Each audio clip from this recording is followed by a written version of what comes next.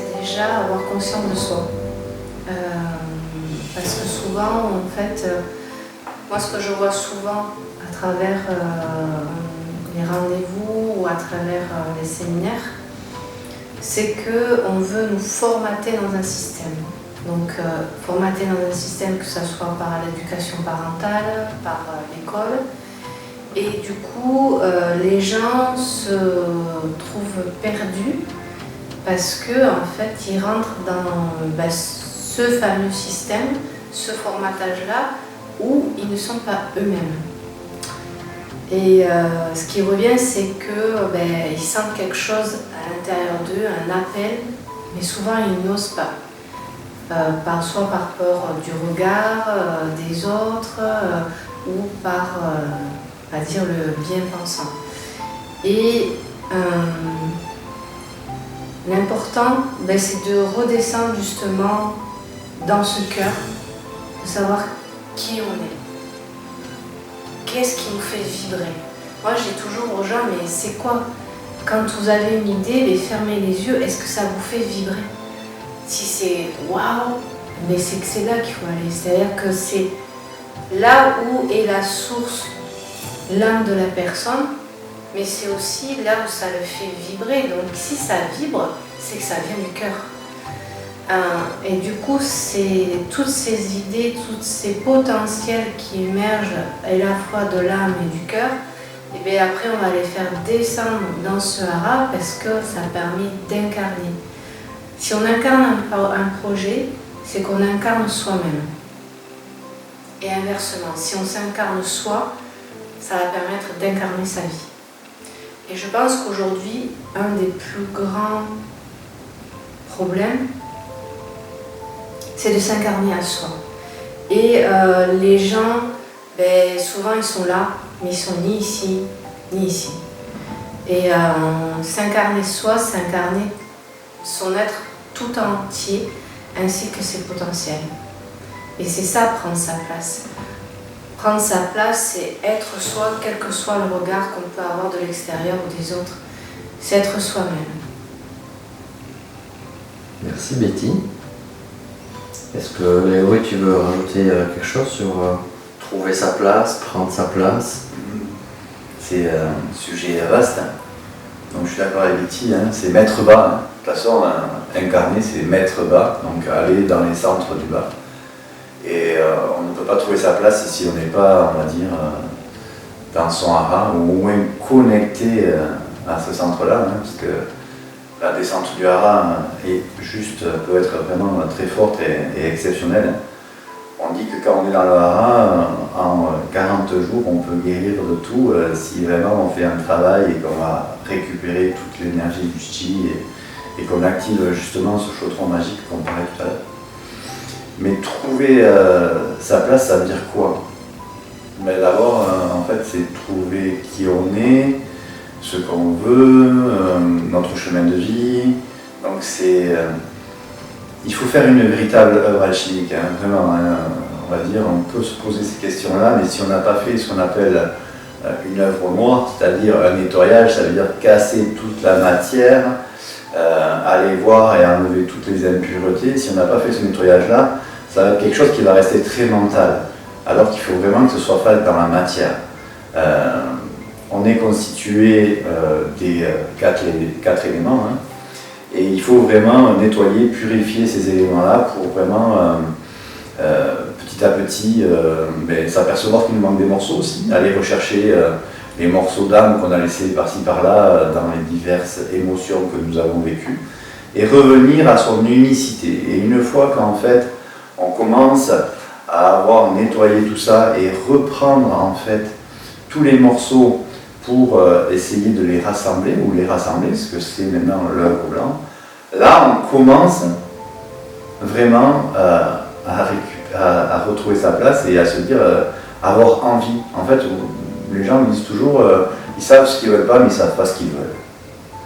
Et maintenant, avec notre expérience, je pense qu'on commence à savoir ce qu'on veut quand on a commencé à nettoyer, quoi. Donc aujourd'hui, les gens vont en thérapie plus ou moins longue Mais ce travail-là, on va dire, d'épuration, de nettoyage, il est primordial. Autrement, on risque de se tromper. Et pour qu'il soit bien fait, être connecté à son race, qui est un exercice facile, hein. On peut aller faire du Qigong, vraiment, il y a vraiment plein d'ateliers qui se font, du yoga, qui nous permettent de nous reconnecter à ce centre-là. Mais voilà, juste pas se connecter à avoir cette fameuse descente, ce fameux enracinement qui se fait. Là, en fait, on est nourri, on a une base. Alors que si on n'est que dans le haut, en fait, on est un peu comme un pantin qu'on agite et on ne sait toujours pas ce qu'on veut. Et dès qu'on a quelque chose, on commence tout, on finit rien. Et pour, on va dire, trouver les buts, les choses qui vont nous animer, il va falloir être et ancré et aussi de plus en plus nettoyé. On le dit à tous nos élèves, s'ils ne sont pas nettoyés, purifiés, mais qu'est-ce que vous voulez d'abord savoir, qui vous voulez être, où vous avez une idée de ce que vous voulez, puis une fois que vous allez l'avoir, ça ne va pas vous nourrir, ça ne va pas vous rendre plein, il n'y aura pas une plénitude. Et voilà, et après on remet tout en cause, y compris soi, alors que au fur et à mesure qu'on se nettoie, c'est comme un cristal qui s'aligne et les réponses viennent à nous, les informations viennent à nous, parce qu'on est des champs d'information, vraiment. On a ce fameux, justement,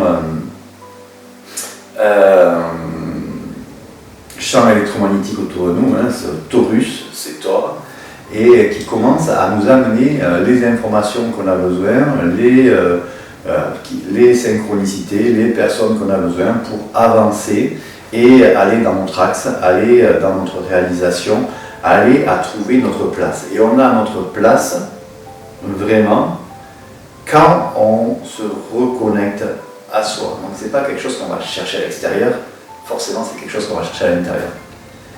Et à l'intérieur aussi, il y a un peu de bordel au départ, c'est sale, et il faut faire le ménage, il faut nettoyer, il faut casser, voilà, on casse la matière, on la nettoie, on met de la lumière, alors des fois on prend plein la figure parce qu'on s'aperçoit, on est comme ça. Et au fur et à mesure qu'on nettoie, on se sent plus brillant, plus aligné, plus cristallin, et là en fait la lumière commence à passer et à nous éclairer, et on s'aperçoit de qui on est. On touche souvent, on va dire, à nos espaces sacrés, au cœur, au moins au cœur physique, en se disant que voilà, si ça ne passe pas par ce fameux cœur, ça sera difficile. Et on enlève cette partie mentale, donc le cerveau gauche, on essaie de l'oublier, et on va aller chercher nos réponses dans notre cerveau droit, dans cet hippocampe droit qui a le pouvoir de s'expanser et d'avoir nos solutions qui se mettent en place. Et là, on est de plus en plus aligné, de plus en plus à notre place, et on s'aperçoit qu'en fait tout est là, quoi. Et c'est ça qui est le plus fou, c'est qu'il n'y a pas besoin de chercher, il a juste besoin d'ouvrir les yeux et de voir. Moi je ne comprenais pas quand j'allais voir des grands maîtres, ils me disaient mais tout est là, et je leur disais ouais, c'est joli en théorie, mais moi je vois rien, quoi. Et bien ouvre les yeux, et voilà. Et en fait quand on les ouvre, mais c'est des yeux intérieurs qu'il faut ouvrir, c'est ça la nuance, elle est là, c'est un œil intérieur. Et quand on commence à ouvrir cet œil intérieur, de savoir comment est notre maison intérieure, est-ce qu'elle est propre, est-ce qu'elle est bien alignée, est-ce que j'en prends soin, ou est-ce que, on va dire, je la casse à l'intérieur, je lui envoie de la haine, de la colère. Et bien petit à petit, comme on aime bien être dans une maison propre, ça devient de plus en plus propre. Et après, forcément, les gens, les opportunités, nous aurons de plus en plus d'invités, de plus en plus de vie, de plus en plus de joie, de plus en plus d'amour. Et là, on touche au bon filon, hein, c'est vraiment une spirale et un cercle virtueux qui se met en place, c'est le fameux vortex. Et voilà, il suffit d'aller chercher cette énergie, mais pour l'avoir, il faut faire on va dire, ce nettoyage. Et si on peut le faire en sécurité, en étant dans notre race, c'est beaucoup plus simple. Voilà, mais ça peut se faire très vite. Autrefois, il fallait beaucoup de temps, et aujourd'hui, tout va vite. Il suffit juste de vouloir le faire. Voilà, et se poser la question, est-ce que j'ai envie de changement?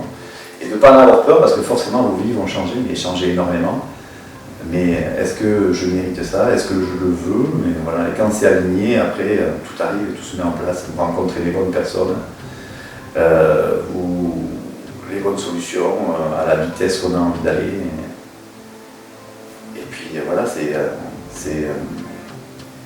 de l'ordre de votre âme qui vous amène à tout ça. Donc, on est dans tout le côté de la magie. C'est l'âme qui agit et vous êtes porté par elle, par votre super soi qui vous amène à toutes ces solutions.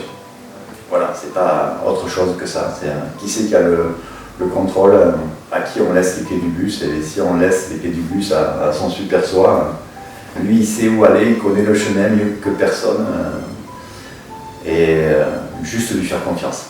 Voilà. L'inconnu fait peur. Donc c'est vraiment ça. Souvent on a peur de changement parce qu'on va se réfugier sur ce qu'on a et pas sur ce qu'on pourrait avoir.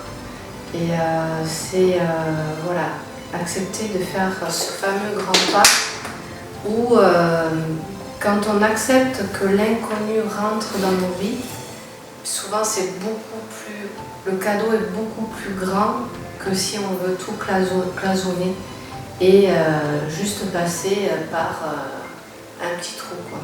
Donc c'est aussi savoir s'ouvrir à la vie et accueillir les cadeaux que peut nous offrir la vie.